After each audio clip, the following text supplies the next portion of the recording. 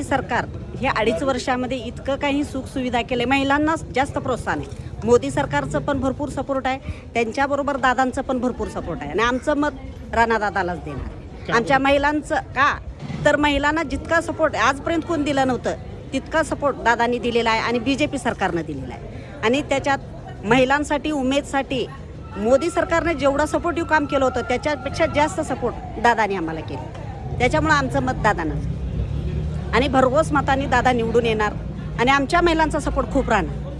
म्हणजे लाडकी बहीण लाडके भाऊला हो, लाडक्या बहिणीला जे दादांनी सपोर्ट केलेत, BJP सरकारनं सपोर्ट केले त्याच्यापेक्षा दुपटीनं बहिणी सपोर्ट करतील आणि निवडून देतील. काय वाटतं 5 वर्षात दादाचं कामकाज? या 2.5 वर्षात अगोदरचं आघाडी सरकार होतं तेवढं काही केलं नव्हतं. उलटं आमचं उमेदचं त्यांनी बंद करणार होते, खाजगीकरण करणार होते.